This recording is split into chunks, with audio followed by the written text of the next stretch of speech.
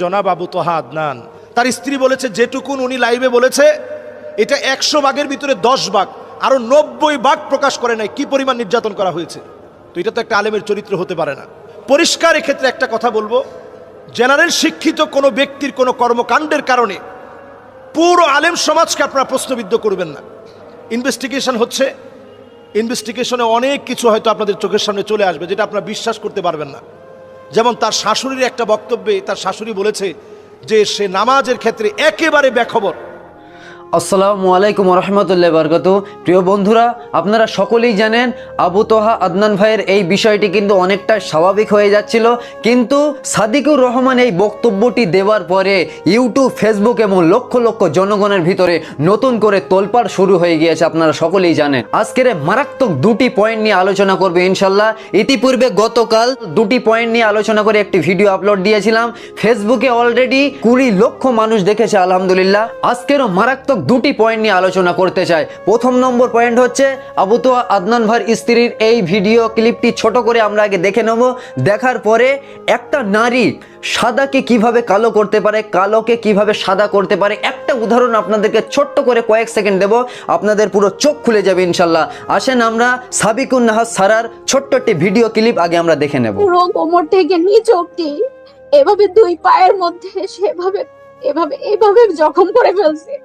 সেই জখম আমি জানি না নাহিদ উপদেশটাকে কি দিয়ে মারছে, সে আমাকে এই জখম করছে এই লেভেলে, লাথি দিয়ে দিয়ে পা দিয়ে লাথি দিয়ে দিয়ে সে আমাকে ফুটবলের মতো লাথি দিতে দিতে বেড়ে উঠাইছে, নামাইছে, মারতেই আছে। আমি আমি নিতে পারি না। দেন সে আমাকে এমন ভাবে মারধর করে, তার হাতে ফোন ছিল সেটা ছুঁড়ে মারে আমাকে, মানে আমি যেন একটা বল, আমাকে তুলে তুলে আছাড় দিয়ে বেডের উপরে ফেলে, বেড থেকে নিচে ফেলে, হাতে ফোন ছিল সেটা ছুঁড়ে মারে, আমার চোখটা ফুলে যায়, এভাবে কালো হয়ে যায়, একদম ফুলে এভাবে কালো হয়ে যায়। তো আমি তার মধ্যে কোনো অনুশোচনা আজ অব্দি দেখি নাই। সে যে এত আঘাত করছে আমি বলতেছি, আজ অব্দি আমি কোনোদিন তার মধ্যে অনুশোচনা দেখিনি। তো আমি চোখ দিয়ে তাকাতে পারছিলাম না। তারপর সে নিজেই শিডিউল করলো রাতের বেলা সে আমাকে ডক্টরের কাছে নিয়ে যাবে। ডক্টরের কাছে গেল, ডক্টরের কাছে না সে হ্যাঁ ডক্টরটা তার পরিচিত, আমি বুঝতে পারলাম, আমি তো জানি না। ডক্টরকে সে পরিচয় দিচ্ছে আমি নাকি তার কাজিন। আমার তো খারাপ লাগলো যে আশ্চর্য, মানে তুমি গোপন করছো, মানে আমি তার কাজিন। এসে আমাকে একদম থাবা দিয়ে বাঘের মতো ধরলো, আমাকে বোরখা ধরে উপর থেকে হেঁচড়ে বাসা পর্যন্ত নিল। তখন একটা 3 তলা বিল্ডিং এ উঠাইছিল আমাকে, যেখানে সে থাকতো। এই 3 তলা বিল্ডিং এ সে আমাকে হেঁচড়ে হেঁচড়ে হেঁচড়ে হেঁচড়ে উপরে উঠাচ্ছে। আমি বোরকা পরা, ভিতরে আমার ড্রেস আছে, তার মধ্যে আমার গায়ের জায়গায় জায়গায় জখম হয়ে গেছে, জায়গায় জায়গায় আমার ছিলে গেছে। আমি কি সেদিন তার পোশাক ছিল না? আমি সেদিন তার পোশাক ছিলাম না? হুন্না লিবাসুল্লাকুম আনতুম লিবাসুল্লাহ হুন্না, এটা সেদিন মনে ছিল না? পোশাকের সাথে আচরণ করে, এটার নাম পোশাক। সে আমাকে এভাবে আমি বলছি যে আমাকে ছাড়ো, হাঁটতেছে, আমাকে ছাড়ো, আমি আস্তে আস্তে উঠবো, আমাকে ছাড়ো।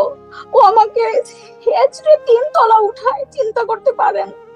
তারপর আমি তখন তার পায়ে পড়ে যাই, সরি ওকে ওকে, আমি শুধু আমি হাসতেই থাকবো, আমার কোনো খারাপ লাগা নাই, ওকে সরি।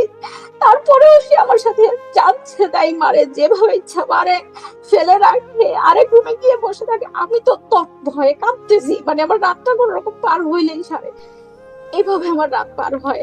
তো প্রিয় বন্ধুরা, আপনারা শুনলেন আবু তোহা আদনান ভাইয়ের স্ত্রীর একটি ভিডিও ক্লিপ। আরো অনেক কিছুই বলেছে, আমি পুরো ভিডিওটি দেখাচ্ছি না, অনেক বড় হয়ে যাবে।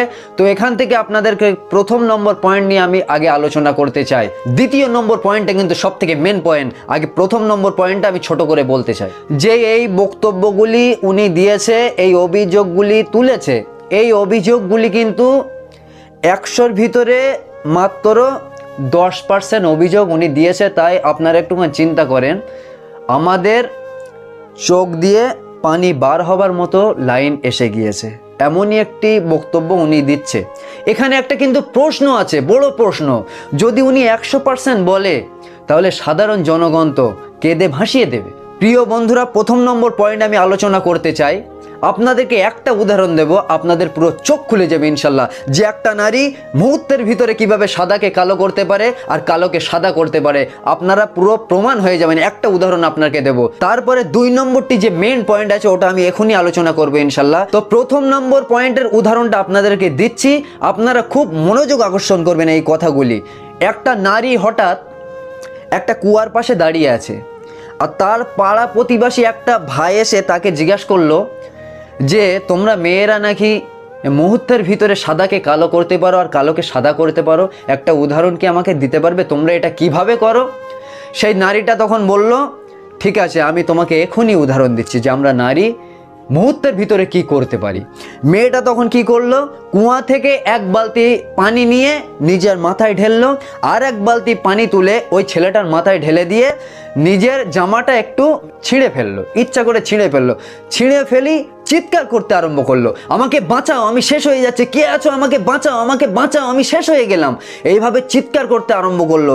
তখন এবারে এলাকার মানুষ ওই কুয়ার পাশে জমা হয়ে গেছে, অনেক মানুষ জমা হয়ে গেছে। জমা হওয়াটাই এটাই স্বাভাবিক। ওই ছেলেটা তখন ভয়ে থরথর করে কাঁপছে। কেন বলেন তো কাঁপছে? যে উনি দেখছে যে এখনই যদি ওই মেয়েটা আমাকে বলে যে ইনি আমার সাথে বেয়াদবি করছিল, আমাকে এই জনগণ আমাকে পিটিয়েই এখানে মেরে দেবে। ছেলেটা ওই ভয়ে থরথর করে কাঁপছে। এখন জনগণ এসে যেই মেয়েটাকে জিজ্ঞাসা করলো যে বোন তোমার কি হয়েছে, তুমি এইভাবে চিৎকার করছো কেন? মেয়েটা তখন বলছে যে আমি এই কুয়ার ভেতরে পড়ে গিয়েছিলাম, এই ভাইটা আমাকে বাঁচালো। তখন এবারে এলাকার মানুষ ওই ছেলেটাকে মাথায় হাত বোলাচ্ছে আর পিটি বাহবা দিচ্ছে। ওই ছেলেটা তখন তাজ্জব হয়ে গিয়েছে যে মানুষগুলি জমা হয়েছে তাকে পিটিয়ে মেরে ফেলার কথা, কিন্তু ওই মেয়েটার একটা কথার জন্য জনগণ কিন্তু তার মাথায় হাত বলেছে এবং পিটি বাহবা দিচ্ছে। তো প্রিয় বন্ধুরা, এই উদাহরণটা শুনে আপনারা কি বুঝতে পারেন? 2 নম্বর পয়েন্টে আমি এক্ষুনি আসবো ইনশাল্লাহ। এই উদাহরণটা শুনে আপনারা কি বুঝলেন?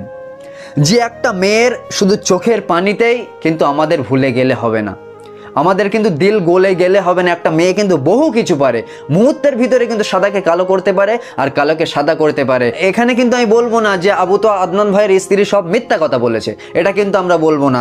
যেটা ন্যায় সেটা ন্যায় বলবো, যেটা অন্যায় সেটা অন্যায় বলবো। সেটা আমরা কিন্তু আবু তোহা আদনান ভাইয়েরও পক্ষে নয়, আমরা কিন্তু সাবিকুন সারার ভাবিরও কিন্তু পক্ষে নয়, আমরা ন্যায়ের পক্ষে আছি। আমরা আরো ধৈর্য ধরবো, অপেক্ষা করব, সত্য খুব শীঘ্রই বার হবে ইনশাল্লাহ। তো আসেন আমরা 2 নম্বর পয়েন্টে ফিরে যাই। 2 নম্বর পয়েন্টটি বলার পরে শেষে কিন্তু একটা নতুন চমক দেখাবো আপনাদের। 2 নম্বর পয়েন্টটি হচ্ছে, একটা সংসার থাকা মানে সেখানে ছুটছাট ঝামেলা হবেই, সে যত বড়ই আল্লাহর ওলি হোক না কেন।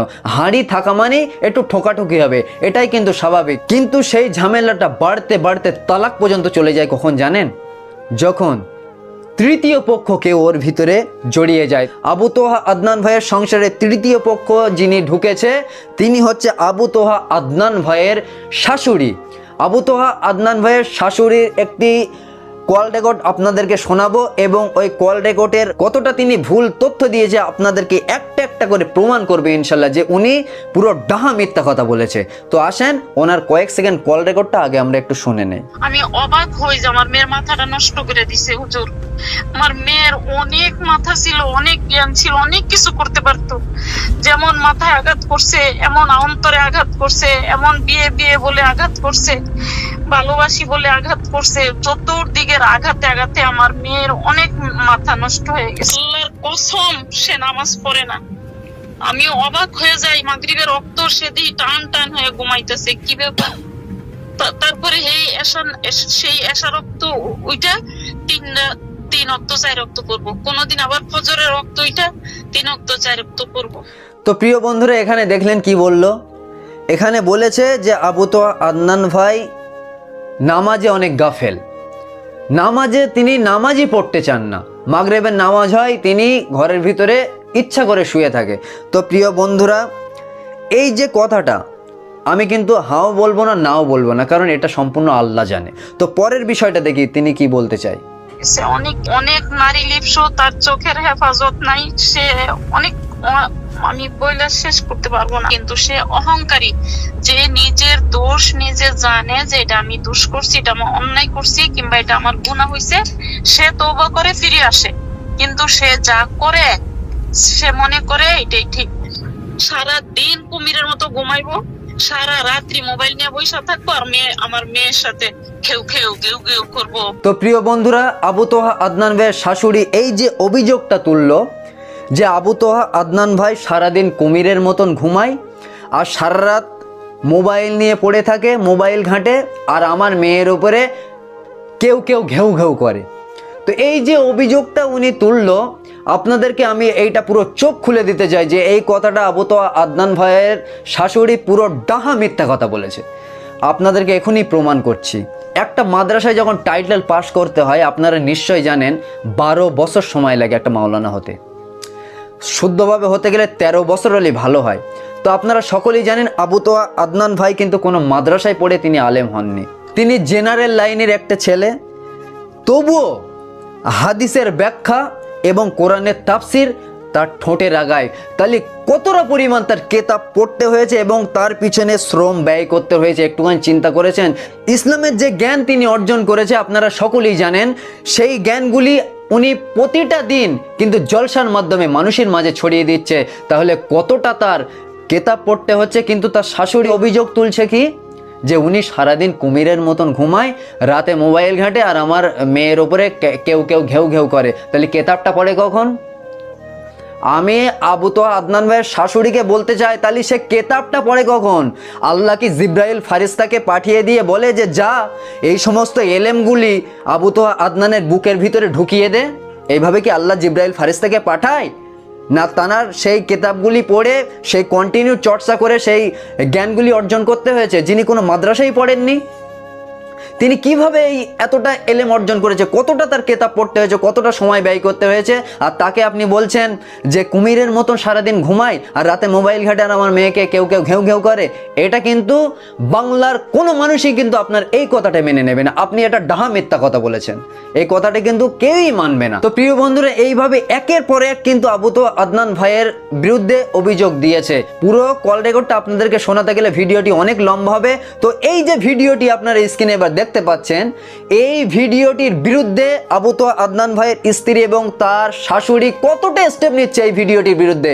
এই ভাইটি তো বড় বড় কথা বলেছে।